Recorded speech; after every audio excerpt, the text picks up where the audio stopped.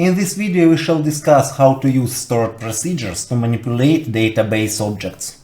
In the first task we have to create a stored procedure that automatically creates and populates with data such a table. If you don't remember some details about that table, please refer to the first task of the corresponding topic of our course.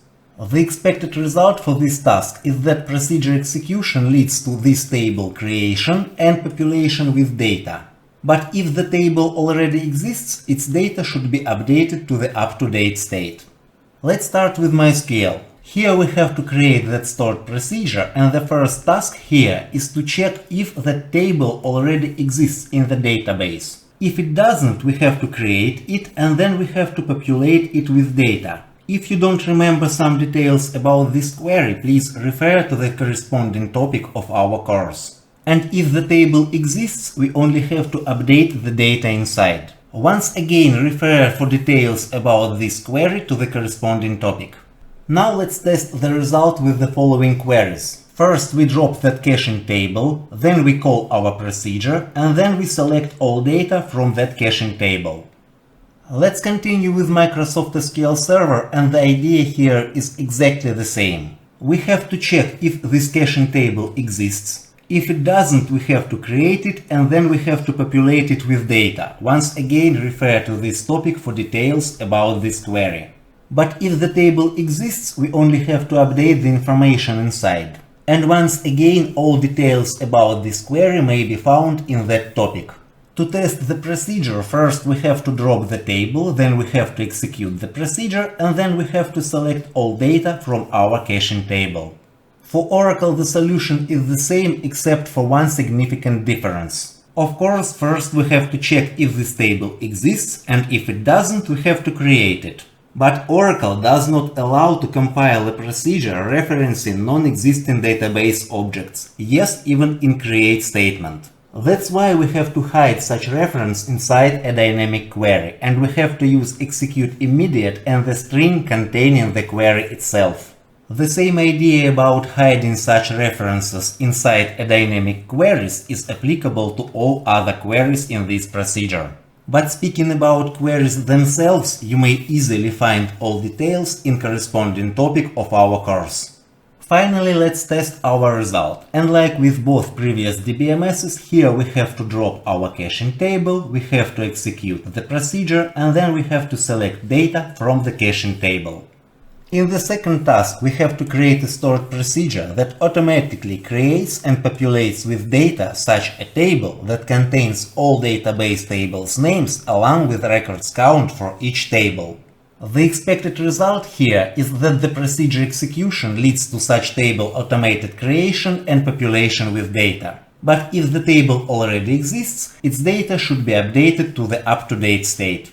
And also here you may see the sample of data that may be stored in our caching table.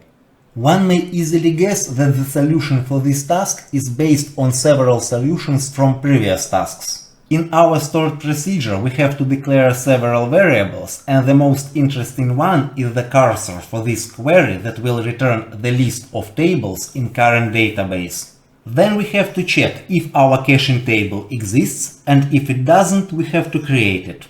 Then we have to clear our caching table and open the cursor for that query that returns the list of tables in current database. Then we are looping through the data provided by our cursor, and we have to exit the loop once we reach the end of the dataset. But until then, for each table in our database, we are taking the table name, we are producing such a string, we are preparing an executable statement from that string, and we are executing that query. And of course we are using this value produced by this query to insert into caching table.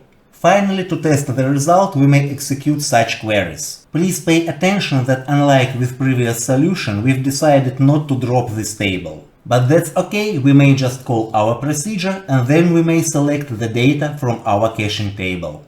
Let's proceed with Microsoft SQL Server, and of course the solution here will follow the same ideas.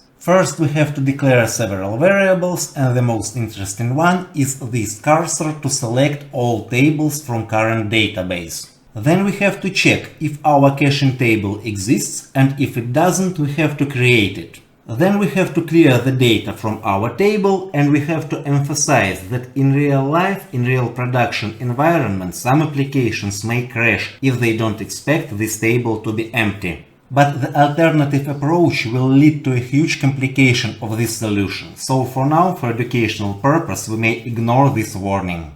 Then we have to open the cursor for that query that will return us the list of tables in current database. And for each table in that list, we have to execute such actions. First, we take the table name and produce the string containing the query to select the count of records in that table. Then we execute this query, and then we use this value to insert it into our caching table. And that's generally all.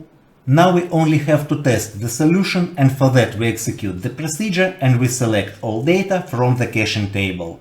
And obviously for Oracle the solution will follow the same ideas. Here we also have to declare several variables, and of course we have to declare our cursor for the query that will return us the list of tables. Then we have to check if this table exists. And if it doesn't, we have to create it. But once again we have to use execute immediate and the string query representation due to the same limitation of Oracle. Finally, we should open the cursor, and for each table in our database we have to compose such a string and then execute that query represented by that string. And then we have to take this value to compose the new string containing the new query. And once we execute that query, the information about rows count in corresponding table will be inserted into the caching table. Finally, we only have to check how it works. For that we have to execute our stored procedure, and then we have to select all data from our caching table and make sure that everything is okay there.